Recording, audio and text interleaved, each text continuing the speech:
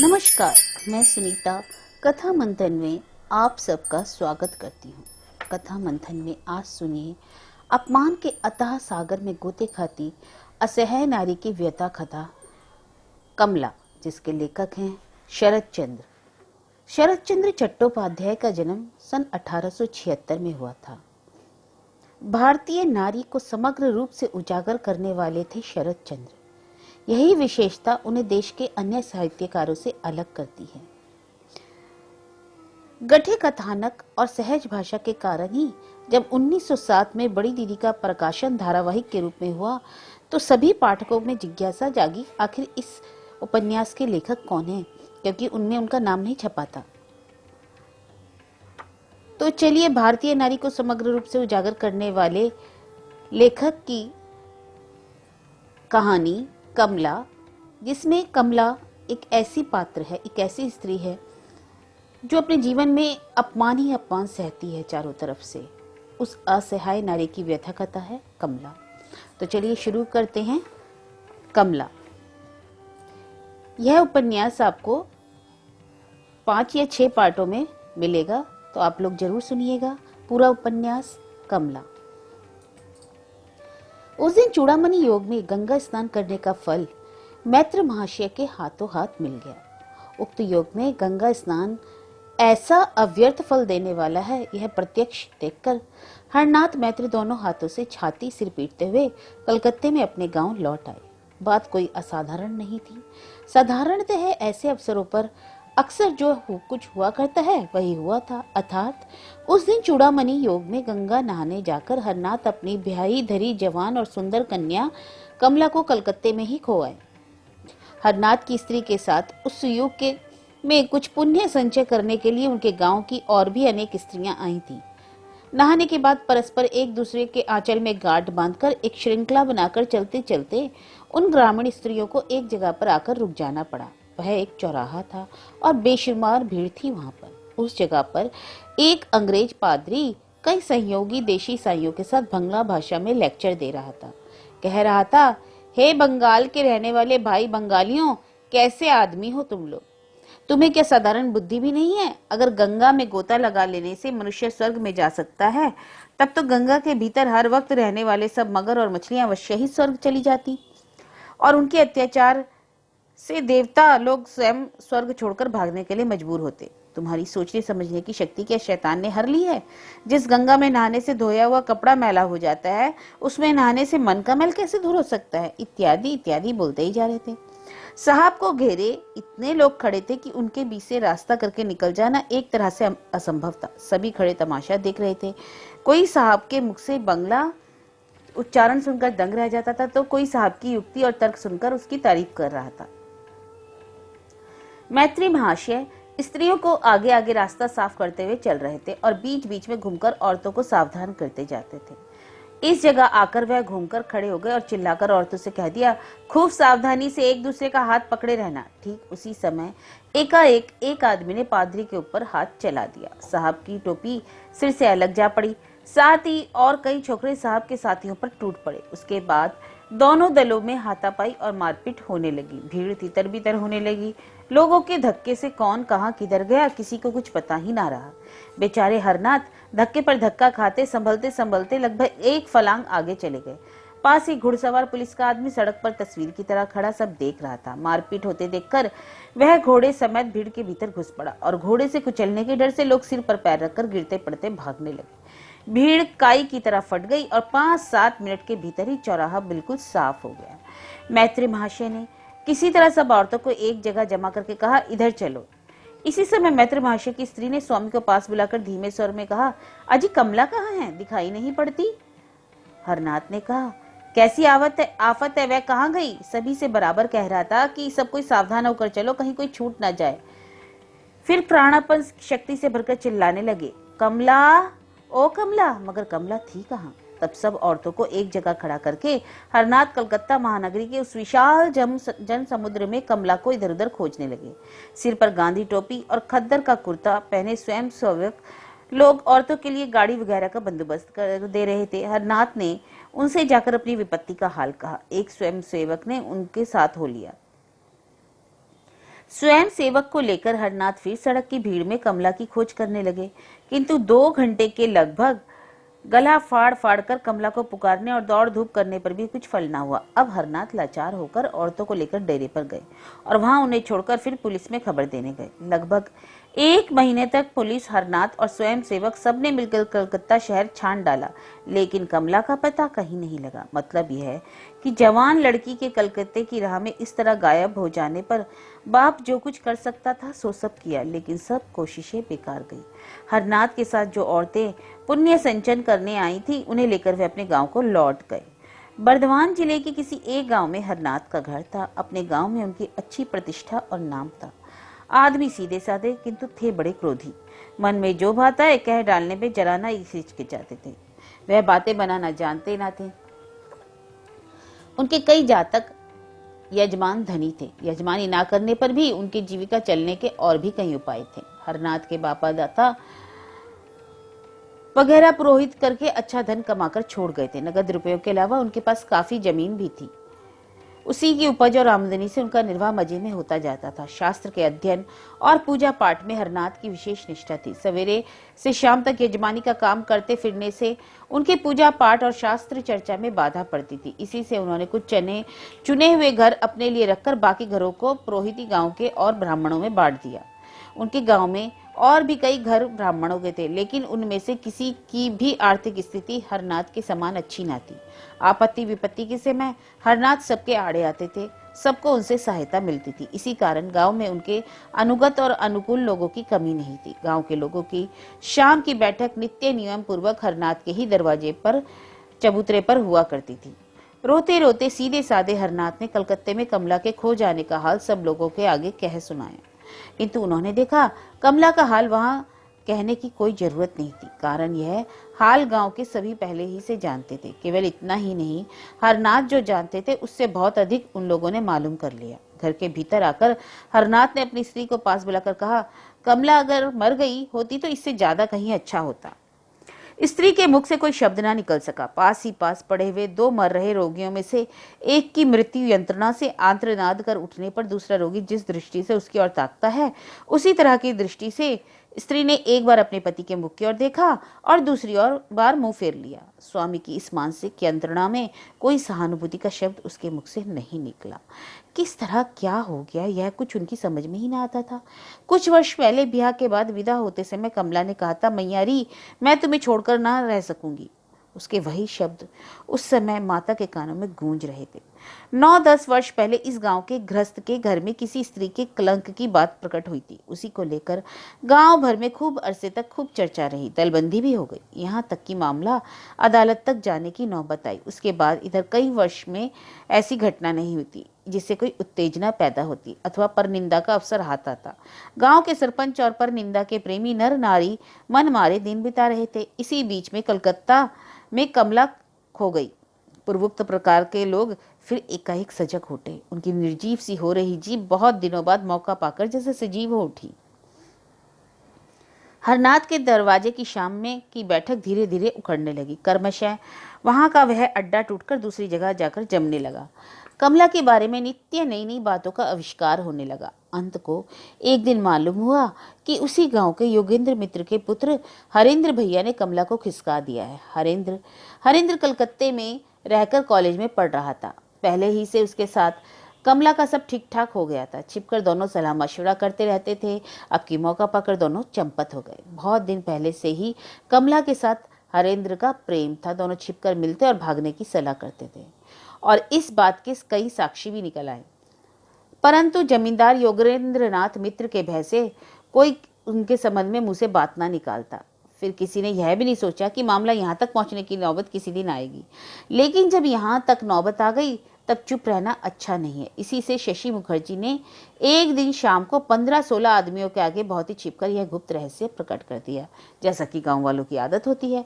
साथ ही साथ उसने सबसे यह भी कह दिया, देखो भाई, बात किसी तरह जाहिर न होने पावे, नहीं तो मैं योगेंद्र मित्र मेरी जान ना बख्शेगा। तुम लोग तो जानते ही हो मैं उसके यहाँ नौकरी करता हूँ। शशि मुखर्जी गांव के जमींदार योगेंद्र मित्र के यहाँ खाता पत्र लिखने का काम करता था। कुछ दिन पहले गांव के एक अधेड़ कैवर्त जाति की विधवा के साथ शशि मुखर्जी के अनुचित संबंध की बात प्रकट हो पड़ी थी। हरनाथ मैत्र ने शशि के विरुद्ध घोर आंदोलन खड़ा कर दिया था।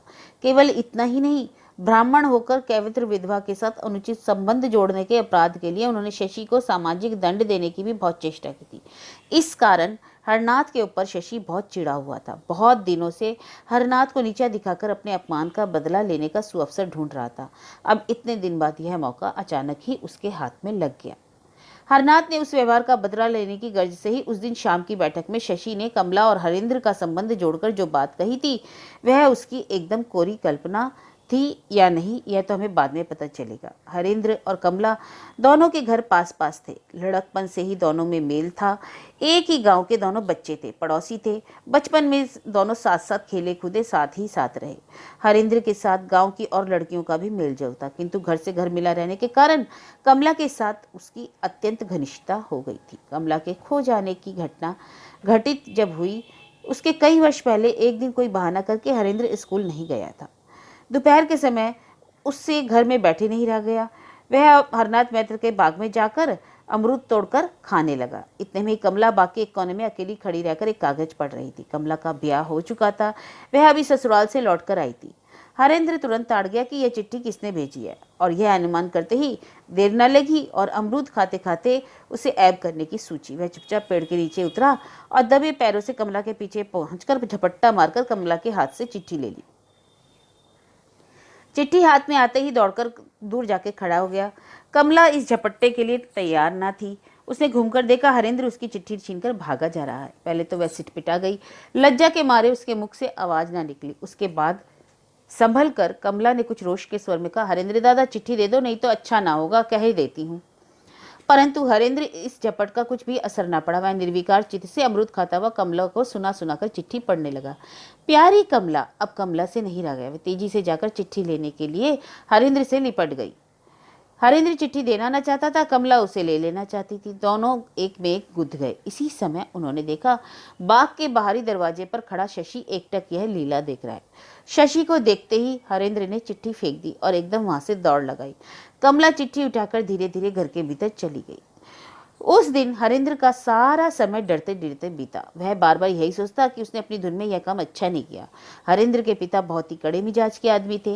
वह अगर किसी तरह जान पावे कि हरेंद्र कमला से चिट्ठी के लिए हाथापाई कर रहा था, तो उसे अधमरा करके ही छोड़ेंगे।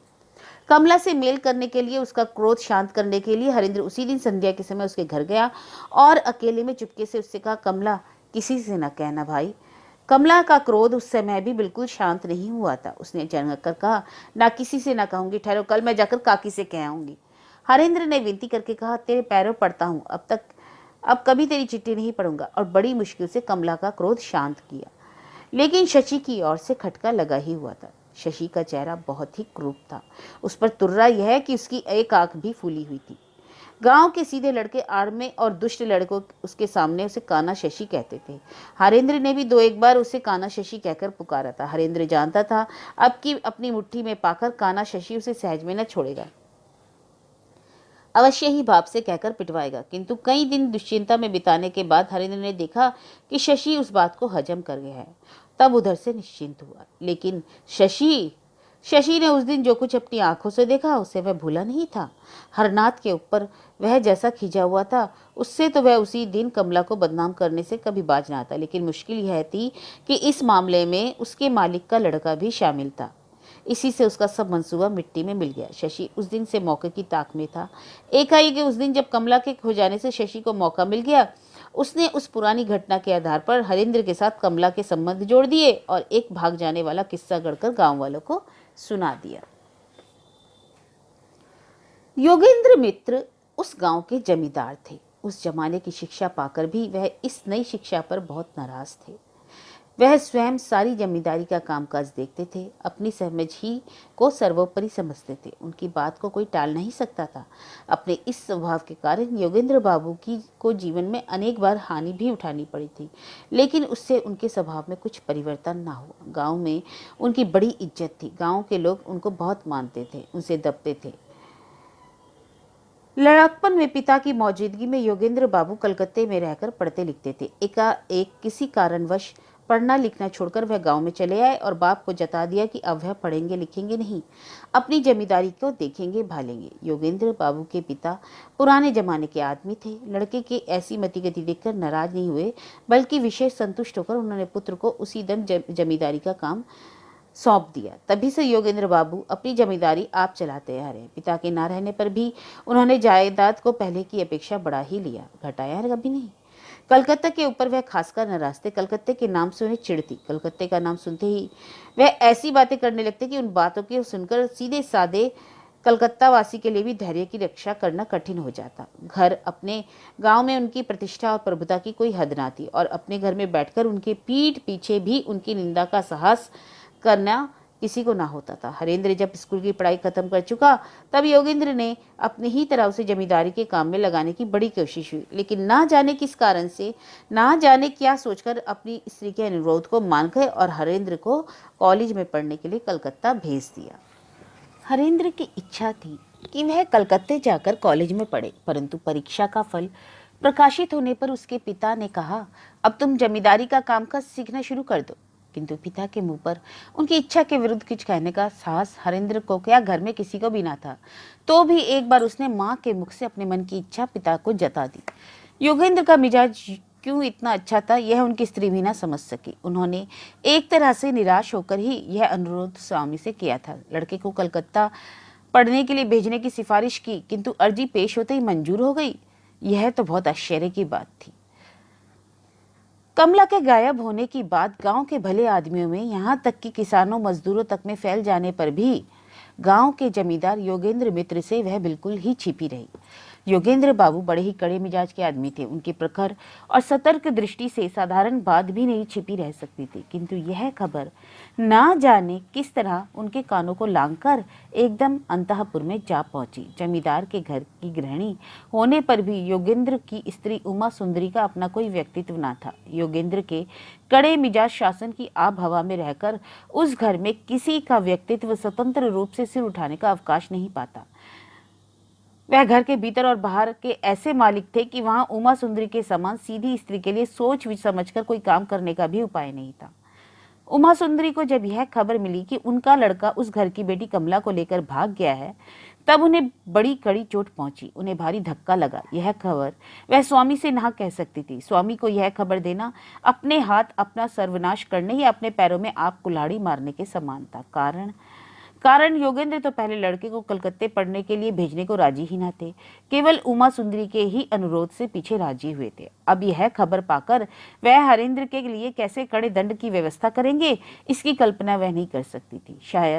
शायद गुस्से की हालत में वह लड़के को अपनी सारी संपत्ति के अधिकार ही से वंचित ना कर दे। अपना कोई व्यक्तिगत स्वतंत्र मत नजर नहीं आने पर भी वह मां होकर पुत्र के लिए ऐसे कड़े दंड की व्यवस्था को कैसे बर्दाश्त कर सकेगी। कभी उसके जी में यह आता कि वह छिपकर हरेंद्र को चिट्ठी लिखकर यह अफवाह कहाँ तक सच है इसका पता लगावे। उनका मन किसी तरह यह विश्वास करने के लिए तैयार न होता था कि उनका हरेंद्र ऐसा कुकर्म कर बैठा है। जिस आदमी ने यह खबर उमा सुंदरी को दी, उसने कहा था कि पहले ही कमला के साथ हरेंद्र का प्रेम था, किंतु मां होकर अब तक इस गुप्त प्रेम का आभास नहीं कर सकी। यह सोचकर उन्हें बड़ा आश्चर्य हुआ। उन्होंने सोचा, संभव है ऐसा ही हो। कौन मां अपने लड़के के चाल चलन के बारे में ऐसा संदेह कर सकती है। हरेंद्र को लिखने की बात मन में आते ही समस्या उठ खड़ी हुई कि चिट्ठी लिखेगा कौन।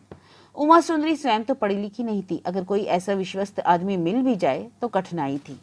योगेंद्र बाबू जब तक ना पढ़ लें और हुक्म ना दे दे, तब तक कोई चिट्ठी जोड़ी के बाहर ना जा सकती थी। यह सत्य मिथ्या और आशा निराशा की दारुण हलचल हृदय में लिए हुए उमा सुंदरी बेचैनी के साथ दिन बिताने लगी।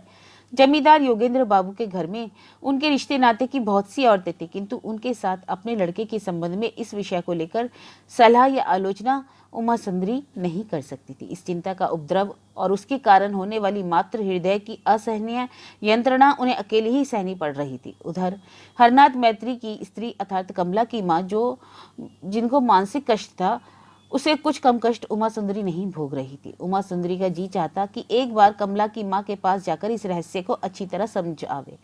दोनों बहुएं बहुत कम उम्र में ही ब्याह कर ससुराल आई थीं। नई बहू की उस असहाय अवस्था से लेकर आज तक दुख सुख में दोनों पड़ोसियों की प्रीति बराबर बढ़ती चली आ रही थी। अकस्मात यह घटना हो जाने से अब उमा सुंदरी को हरनाथ की स्त्री के सामने जाते हुए लज्जा मालूम पड़ने लगी। हरनाथ की स्त्री पहले प्रायः नित्य ही दोपहर के समय घर के कामकाज से छुट्टी पाकर पास पड़ोस के घरों में चक्कर लगाया करती थी, किंतु तीर्थ स्थान से इतनी बड़ी लज्जा का बोझ सिर पर लाद कर गांव में आने के बाद वह किसी की यहाँ नहीं जाती थी।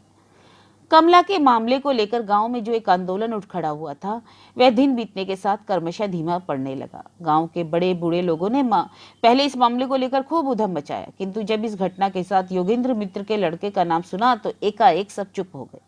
बूढ़ों से जवानों में यह चर्चा फैली और फिर गांव के लड़के भी आपस में इसका प्रचार करने लगे। कमला का एक छोटा भाई था, उसका नाम था अरुण।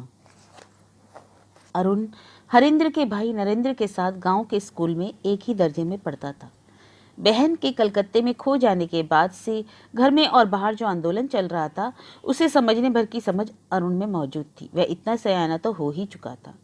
स्कूल के मास्टर पढ़ाते पढ़ाते तिरछी निगाह में से या कभी कभी स्थिर दृष्टि से जब अरुण की मुख की ओर देखते, अथवा सहपाठी लड़के जब उसकी ओर देखकर या उसको दिखाकर आपस में चुपके चुपके बातें करते, तब वे बातें कान से ना सुन पाने पर भी अरुण के हृदय में ऐसी जगह पर मर्म स्थल में चोट पहुंचती थी कि उसकी वेदना से वह बेचारा दिन भर बेचैन उठता था। हृदय के भीतर लज्जा और अपमान का यह दारुण बोझ उसे अकेला ही उठाना पड़ता था। कारण उसकी जैसी हालत थी और जैसी कम उम्र थी, उसमें ऐसा जिगरी दोस्त मिलना कठिन ही था जो उसके दुख बटाता या सहानुभूति प्रकट करके उसे शांत करता।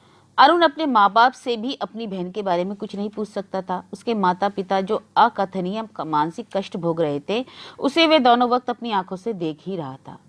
अरुण की बहन और नरेंद्र के बड़े भाई का नाम लेकर लोग जो निंदा करते थे, उससे अरुण की और नरेंद्र की एक सी हालत होनी चाहिए थी। पहले यह बात गांव में फैली थी तो तब अरुण की देखा देखी नरेंद्र को भी लज्जा महसूस होती थी, किंतु कुछ दिन बीतने के बाद दर्जे के लड़कों ने नरेंद्र को समझा दिया कि इससे उसके शर्माने की बात नहीं है। कारण जिस पक्ष की स्त्री होती है, उसी पक्ष के लिए लज्जा भी होनी चाहिए। मर्द के लिए इसमें लज्जा की कोई बात नहीं। कर्मशः ऐसा दिन भी आया जब क्लास के लड़के नरेंद्र के दादा की बहादुरी की तारीफ करने लगे। स्कूल लगने से पहले लड़के जमा होकर जब इसी बात की आपस में चर्चा करने लगते और बहादुर लड़का कहकर नरेंद्र की प्रशंसा में पुल बांधते, तब ऐसे दादा का भाई अपने को समझकर नरेंद्र भी मन ही मन एक प्रकार के गर्व का अनुभव करने लगा। और कभी कभी ऐसा होता था कि क्लास के लड़के बैठे कमला के बारे में आलोचना कर रहे हैं और बीच में कोई लड़का गंदी दिल लगी से बात कह उठता तो सब लोग एकदम अट्टहास कर उठते। कोई हंसते हंसते जमीन पर लौटने लगा। इसी समय धीरे धीरे मलिन उदास मुख लिए अरुण ने दर्जे में पैर रखा। एकाएक वह हंसी का वेग थम गया। कोई शैतान लड़का शायद उस समय अपनी हंसी को नहीं रोक सका। मुंह में कपड़ा देखकर तिरछी नजर से अरुण की ओर ताककर हंसता ही रहा। आखिर बातचीत क्या हो रही है, किस बात को लेकर सब लड़के बेदम होकर हंस रहे हैं, यह ना जानने पर भी अरुण को देर न लगती। कभी कभी ऐसा भी होता कि लड़के और किसी बात पर हंस रहे होते, लेकिन अरुण यही समझता कि उसकी बहन की ही चर्चा चल रही है। इस तरह का अपमानपूर्ण लज्जाजनक जीवन बिताना क्रमशः उस बेचारे के लिए असत्य और असंभव हो उठा। अरुण ने अपने मन में निश्चय किया कि अब वह स्कूल ना जाएगा, किसी से कुछ ना कहकर अकेले ही कलकत्ता जाकर बहन का पता लगाएगा। एक दिन सवेरे स्कूल जाने के समय अरुण ने अपनी माँ से स्पष्ट कह दिया कि अब वह स्कूल नहीं जाएगा। पढ़ने लिखने में उसका खूब मन लगता था और लड़कों की तरह उसने स्कूल जाने से कभी आपत्ति नहीं की। उसके मुख से स्कूल छोड़ने की बात सुनकर माँ ने कहा, अरे स्कूल क्यों नहीं जाएगा, क्या हुआ? इस प्रश्न का कोई उत्तर ना था। क्या हुआ है सभी जानते थे, लेकिन वह बात अरुण अपनी माँ से तो नहीं कर सकता था, इसलिए कुछ जवाब ना देकर वह चुप हो गया। तब माता के पुत्र के सिर पर हाथ फेरकर आंसू से रूंधे वे स्वर में फिर पूछा, स्कूल क्यों नहीं जाओगे बेटा, हुआ क्या है? अरुण एकदम रो उठा। तुम्हारे पैरों पड़ता हूं मां, मुझसे तुम स्कूल जाने को ना कहना। इतने दिनों से उसके ऊपर जो जुर्म हो रहा है, उसे जो अपमान और लज्जा का कष्ट उठाना पड़ रहा था, सो आज जोश में आकर उसने माँ को सुना दिया। लड़के के मुख से सब हाल सुनकर माता भी रोने लगी। मैत्री महाशय बाहर चबूतरे पर बैठे कुछ कह रहे थे। एकाएक लड़के का जोर से रोना सुनकर वह भी भीतर आ गए।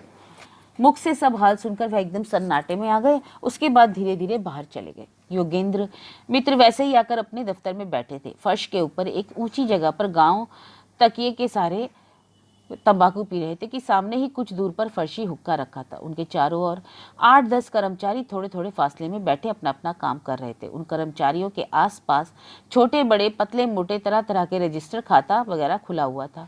काम हो रहा था, सन्नाटा छाया हुआ था। इसी समय आंधी की तरह वेग से हरनाथ मैत्र ने उस बैठक खाने में प्रवेश किया। उनकी उस समय वह उग्र मूर्ति देखकर दफ्तर के सभी आदमी डर गए। दाहिने हाथ में जनेऊ लपेटे हुए हरनाथ ने धूल से ही चिल्लाकर योगेंद्र बाबू से कहा, योगेंद्र बाबू, इसका कुछ प्रतिकार कीजिए। आप गांव के जमींदार हैं, हम सबके रक्षक हैं। मैंने क्या अपराध किया है जो मेरे साथ ऐसा विचार हो रहा है, मुझ पर ऐसा अत्याचार किया जा रहा है, यह मैं जानना चाहता हूँ। हरनाथ की बातचीत का ढंग और उग्र मूर्ति देखकर दफ्तर के सभी कर्मचारी उनके आने का कारण समझ गए थे। नहीं समझे थे तो वो केवल थे योगेंद्र बाबू। उन्होंने समझा शायद जमीन जायदाद के लिए किसी ब्राह्मण के साथ झगड़ा हुआ है।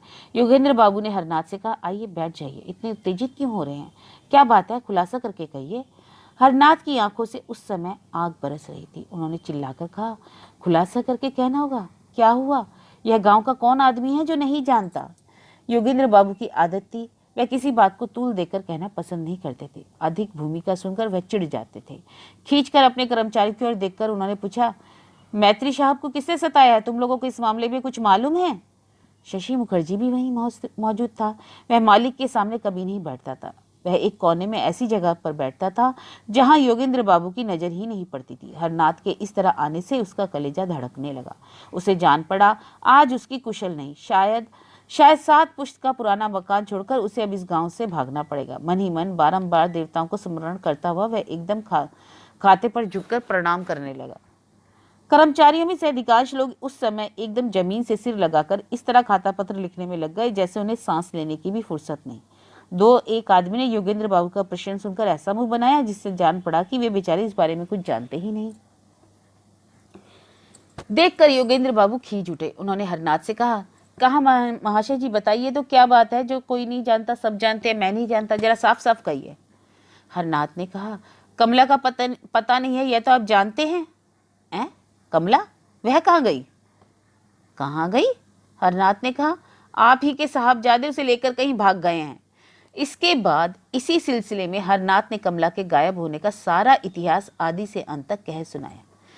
जिंदगी भर में योगेंद्र बाबू को कभी इतना आश्चर्य नहीं हुआ था। सबसे बढ़कर उन्हें आश्चर्य इसलिए हुआ, बच्चे सभी जानते हैं और उसे वही नहीं जानते। उस पर मजा यह है कि उन्हीं के लड़के के साथ इस निंदनीय व्यापार का इतना घनिष्ठ संबंध है।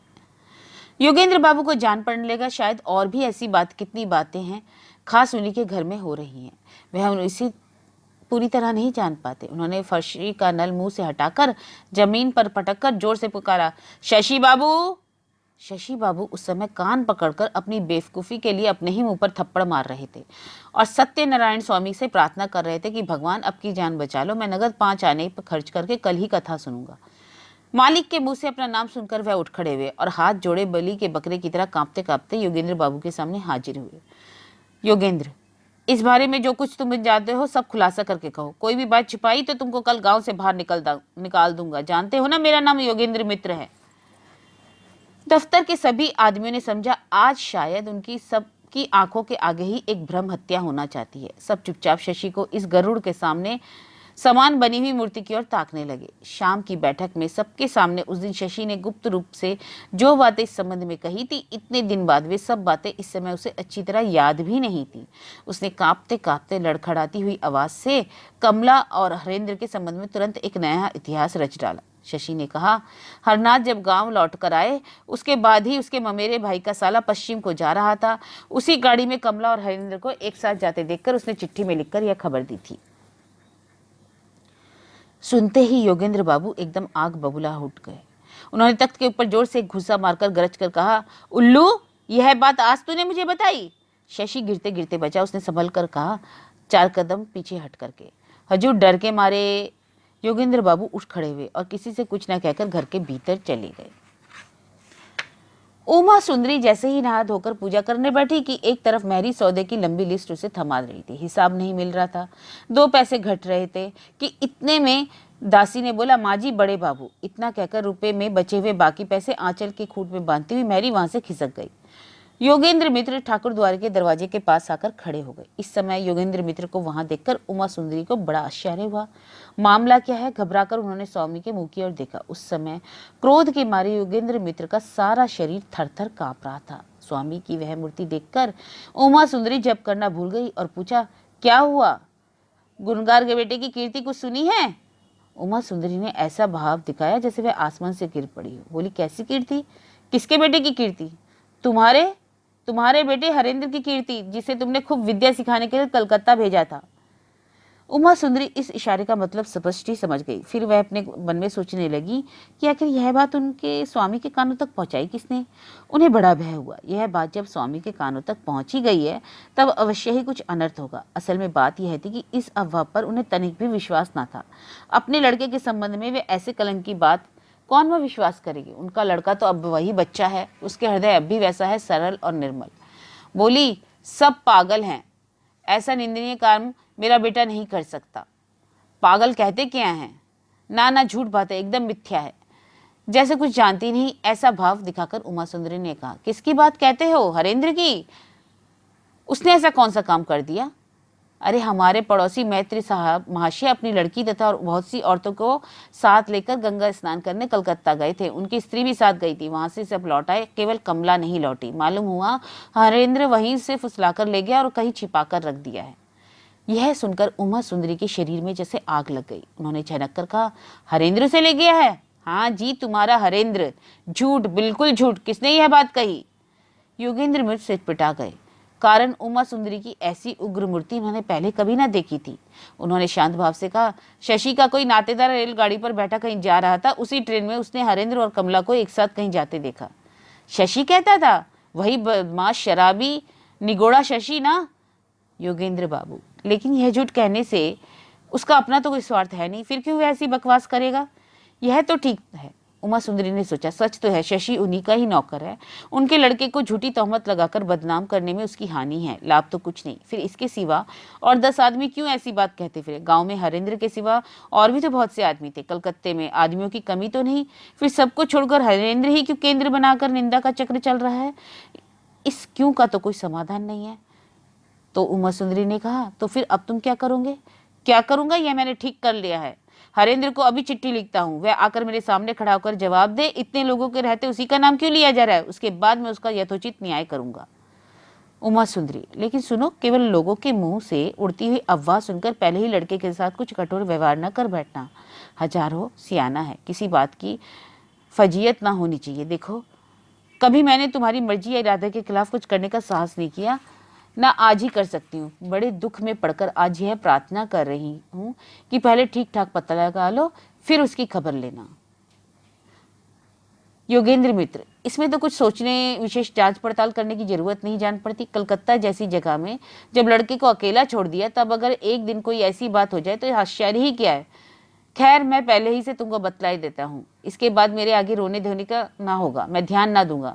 हरेंद्र से मैं इस मामले में स्पष्ट उत्तर चाहता हूँ, इसके बाद जो कुछ करना होगा वह करूंगा। इतना कहकर योगेंद्र मित्र वहां पल भर भी ना खड़े हुए सीधे दफ्तर से चले गए। हरेंद्र को उसी समय उन्होंने चिट्ठी लिखी। स्वामी के चले जाने पर उमा सुंदरी कुछ देर तक जड़ होकर पूजा के आसन पर खड़ी रही। उन्हें जैसे काट मार गया। उसके बाद देव मूर्ति के सामने पृथ्वी पर सरक कर प्रणाम करके उमा सुंदरी ने कहा, भगवान, अब की आपत्ति से रक्षा करो। माता की बात, माता की इज्जत रख लो। माता की इतनी बड़ी आशा धूल में ना मिलने पाए। और उनकी दोनों आंखों के कोनों से आंसू की बूंद मोती की तरह चमक उठी। तो यह था कमला उपन्यास का प्रथम भाग।